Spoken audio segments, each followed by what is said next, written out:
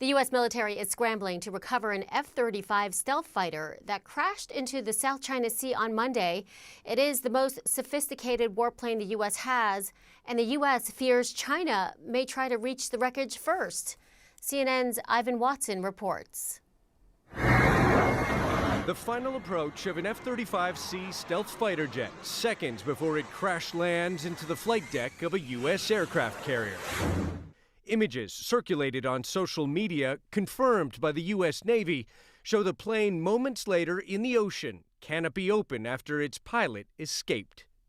The cause of the crash, which injured the pilot and 6 sailors, still under investigation. The Navy now has the difficult task of recovering the wreckage of a $100 million jet from the bottom of the ocean, to make sure, defense experts say, that its classified technology doesn't fall into the wrong hands. The Chinese have a long history of being able to borrow something from overseas and reverse engineer it. So that this would certainly be a gold mine as far as that goes. The crash occurred here in the South China Sea, a heavily trafficked body of water that Beijing claims almost all for itself. And this is where 2 American aircraft carriers are currently operating, accompanied by more than 100 warplanes and at least 10 other warships, an unmistakable demonstration of U.S. naval power to both allies and rivals in Asia.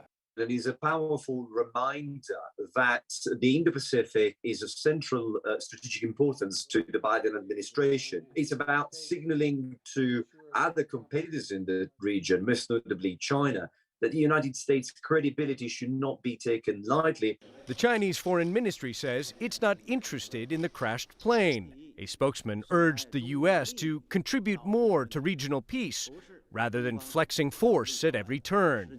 But Chinese state media did some gloating, saying the crash exposed U.S. exhaustion at containing China. It's not the first time the U.S. Navy has had an accident, while asserting what Washington says is its right to conduct freedom of navigation operations in these contested waters.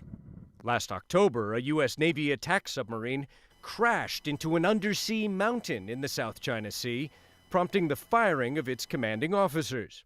Meanwhile, the versatile F-35 warplane, developed years behind schedule and way over budget, has had its own setbacks of late. A British F-35 crashed into the Mediterranean Sea in November.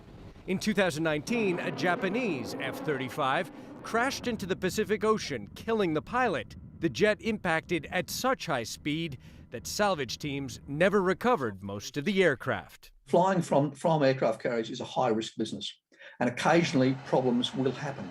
While it's unfortunate, it is to be expected when you start flying hundreds of sorties. Experts predict it will take several weeks for the U.S. Navy to recover this expensive wreck from the bottom of the sea. Ivan Watson, CNN, Hong Kong.